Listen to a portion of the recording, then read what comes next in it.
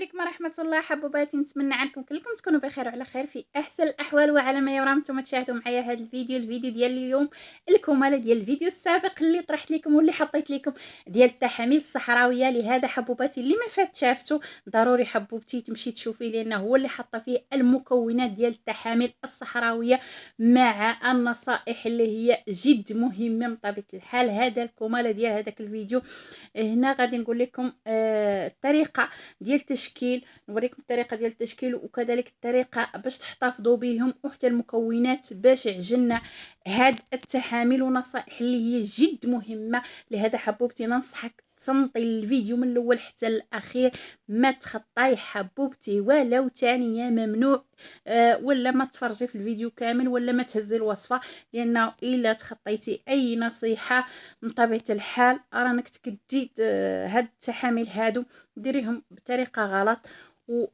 او ما تحافظي بالطريقه الصحيحه ويأذوك، وهذاك الشيء اللي ما بغيت انا. المهم حبوباتي قبل ما ندوزو المكونات باش عجلنا هاد التحاميل هذا وباش خلطنا هاد التحاميل هذا، حبوبتي انت اللي تشوفي فيا انت حبوبتي ديري لايك، ما تنساي لك مانك خاسره شيء، انا كنفيدك انت دعميني فقط، هذا اللي طالبه منك، دعميني بلايك وبارطاج واي تعليق زوين واي حتى تعليق يعني انتقاد، ما عنديش مشكل. اكيد اكيد تقدروا تشوفوا شي حاجه اللي انا ماني شايفتها ونستافد منها، يعني تحطوا لي في التعليق ونستافد منها ونكون شاكره لكم. واللي كذلك تلاقات مع هذا الفيديو بالصدفه ومن مشاركه في القناه، نقول لك حبوبتي الا شفتي القناه تفيدك وغادي تستافدي من المحتوى ديال القناه، نقول لك انضمي لينا، مرحبا وسهلا حبوبتي، تنورين واكيد اكيد غادي تفرحيني. المهم حبوباتي بالنسبه يعني المكونات باش خلطنا هاد التحاميل وباش عجلنا هاد التحاميل اللي هي يا قلت لكم دروه الابل اللي ذوبناها، ممنوع تنحرق دروه الابل، نذوبوها على نار مهيله ولا تحرقت رموها لانها كتولي كيف كنقولوا مسمومه لا تنفعكم. لهذا كنذوبوها على نار مهيله. من بعد ما كتذوب لينا ذروه الابل كنزيد عليها معلقه كبيره ديال سمن المعيز. سمن المعيز هو اللي كان عندي في واحد القريعه كيف شفتوها. كنزيد بطبيعه الحال سمن المعيز اللي هو يكون حر، اللي يكون يا ريت تشوفوا شي حد اللي تقطنوا عنده يكون عنده المعز يعني في الصحراء كيوكل الصدر، فهمتوني؟ يعني كيوكل الصدر هذاك لانه طبي وصحي زين. المهم معلقه ديال سمن الماعز كنضيفوها على ذروه الابل، من بعد ما كتذوب كتكون مازال سخونه نضيفوا عليها هذيك المعلقه ديال دهن الماعز او سمن الماعز، وكنضيفوا عليها معلقه ديال زيت العنبر الاختياري. يمكن لكم تستعملوا زيت الحلبة، زيت كبد الحوت، زيت جنين القمح، زيت الصويا، زيت السمسم، يعني عندكم المجال تستعملوا جميع الزيوت المسمنه. ولكن انا اكتفيت فقط لان كما قلت لكم هاد التحاميل سخونين، درت فيهم ياسر من العشب والكثير من العشب اللي هما سخونين، اكتفيت فقط بزيت العنبر. من بعد ما كنعجنوهم الحاجه اللي مهمه ننبهكم عليها باش يصدقوا معكم التحاميل، ما تكبوا المواد السائله او المكونات السائله على المكونات الجافه يعني في مره واحده، لا. باش تحكموا في التحاميل او تحكموا في السمكه ديال التحاميل ضروري انكم تعجنوا وتزيدوا شوي بشوي، تعجنوا وتزيدوا شوي بشوي، ولكن معدلك ضروري هاد التحاميل دلكوهم باش يدخلوا العشو في بعضياتهم ويشربوا لينا من داك الدروه ديال الابل. وقلت لكم ما تكبوش دروه الابل في مره، دلكوا تخلطوا ودلكوا تزيدوا الدروه حتى كتشوفوا من طبيعه الحال تحاميل بقياسكم. طريقه من طبيعه الحال تقدروا تشكلوهم على الطريقه اللي بغيتو، ما يكونوا جاريين ما يكونوا قاصحين، ما يكونوا يتفتتوا قاصحين، ما يكونوا جاريين. ضروري يا كيف قلت لكم نزيدوا شوي بشوي.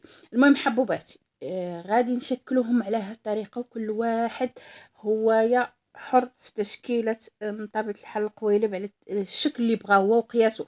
تصغريهم انت حره، تصغريهم تكبريهم ديريهم مويا متوسطين اللي بغيتي. اللي مهم في هاد التحاميل وهما يكون ما فيهم العودان، لان كنشوف شي تحاميل العفو يا مولانا العودان يعني باينين اكيد غيجرحوا المصران، وهذاك الشيء اللي ما بغينا. لهذاك وصيتكم باش تغربلوا الفيديو السابق، وصيتكم باش تغربلوا هاد المكونات وهاد العشوب مزيان.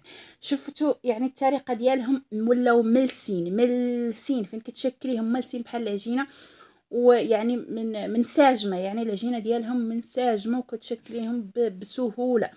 كنشدوا واحد البلاطو كنديروا فيه السلوفان. ممنوع ديروا بلاطو بحال هذا مثلا ديال الحديد او شي حاجه ديال الحديد وديروا فيها تحاميل ديركت، لا، لان هذوك العشوب كيتفاعلوا مع داك الحديد وداك الشيء اللي ما بغينا. كنشد هذاك وشديت هذاك البلاطو وفرشت له السلوفان، يعني درت فيه السلوفان، رشيت فيه شي من هذوك النواشف فقط، رشيت فيه الخزامه، يعني المسحوق ديال الخزامه والشيح وشوي ديال كمون طري مطحونين بطبيعه الحال ومغربلين مزيان. هذوك عزلتهم، ما خلطتهم، يعني ما درت معاهم دوك العشوب التانيين لاني غادي نرشهم على او نفرشهم التحاميل.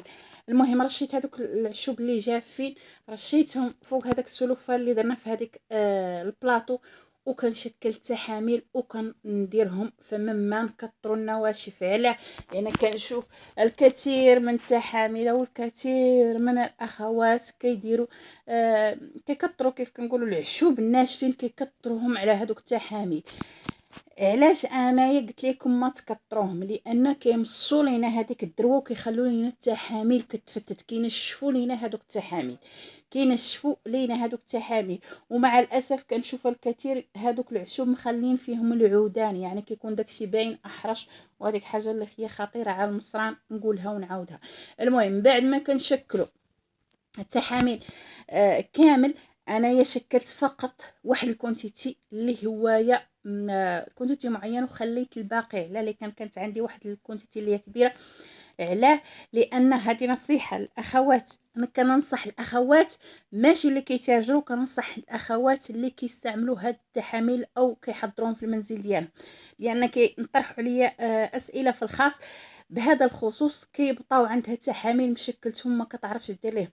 اخوات اللي كي يصاوبهم في المنزل، شكلي فقط، يعني شكلي فقط كنتي تقليل مثلا قياس شهر، والاخرين خليهم كيما هما وديريهم في بواطه ديال الزاج، يعني خليه غير خلطيه وخليه وديريه في بواطه ديال الزاج، او خليه يعني ناشف، ما تعجنيه تبغي تستعملي ديريه في بواطه ديال الزاج وديريه في الثلاجه. نهار اللي بغيتي احتاجيتي تشكليه بطبيعه الحال غيرجعوا بحال بحره صاوبتيهم. من بعد ما كنديروا هذوك نشكلوا هذوك التحاميل على هذا الشكل كيف كتشوفوا، كنغطوهم بواحد المنديل او زيف اللي هو نقي، وكنخلوهم 3 ايام في بلاصه اللي هي بطبيعه الحال جافه. من بعد كيصبحوا عندنا جاهزين، كنعمروهم في قراعي اللي هي معقمه ديال الزاج، ضروري قراعي ديال الزاج نسطر عليها قراعي ديال الزاج ماشي ديال البلاستيك، ونحتفظوا بهم في بلاصه اللي هي يا بارده. ونبقاو نستعملوهم الطريقه ديال الاستعمال، قبل ما نستعملوهم كندهنوا المنطقه السفليه من الجسم كامله، وكنديروا ليها ماساج بطبيعه الحال باش يسخن لنا هذيك المنطقه. من بعد كنديروا شويه زيت العود او زيت جنين القمح، وكنديروا فيه هذيك التحميله وكنستعملوها وكنعسوا. اللي عندكم حريه الاختيار، اللي بغات تستعمل جوج في النهار، واحده من وراء الغداء وواحده في الليل، واللي بغات فقط تستعمل واحده في الليل. ولكن ضروري وين نستعملوهم النعسو، ضروري وين نستعملوهم النعسو نتغطاو مزيان.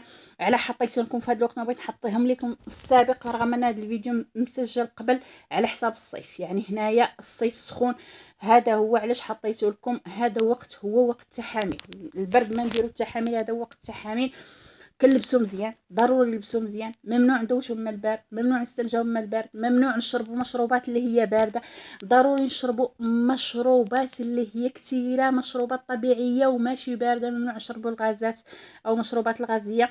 كنكثروا من الزريق زريق زريق زريق زريق قوفيه، والحليب قوفيه، والماء الحليب ودانون قرته اللي فايتان كامل. هاد المشروبات حاطه لهم في القناه، قرته او كاوكاو مزرق مع الحليب ديال النيدو، ونشربوا ضروري، ولكن يكون يعني متلوق ميه كيف كنقولوا. ضروري نشربوا، نكثروا كذلك الماء، نشربوا الماء مزيان، السوائل نشربوا السوائل، العواصر الطبيعيه. التحامل كيبغوا المشروبات، ولكن ماشي المشروبات الغازيه وماشي المشروبات المعلبه. الزريق عواصر طبيعيه، نشربوا كذلك الماء، ولكن ماشي الماء البارد، ماء طبيعي عادي. المهم حبوباتي، ونلبسو مزيان ونتغطاو مزيان. ممنوع منعا تاما ندوشو ونمرقو، ممنوع يعني الوقت اللي كنستعملو التحامل ندوشو ونمرقو. انا نتكلم لكم على التحامل اللي ناو فيهم عشوب اللي هما سخونين، عشوب سخونين. كنستعملو بطبيعه الحال التريتمون ديال التحامل 3 اشهر. 3 اشهر عطاوك نتيجه تبارك الله، ما عطاوك نتيجه ضروري توقفيهم واحد الشهر، ياك ترجعي ليهم. ضروري توقفيهم شهر، تخلي المصرار يرتاح، ياك ترجعي ليهم. اذا ما عطاوك حبوبتي نتيجه سيري.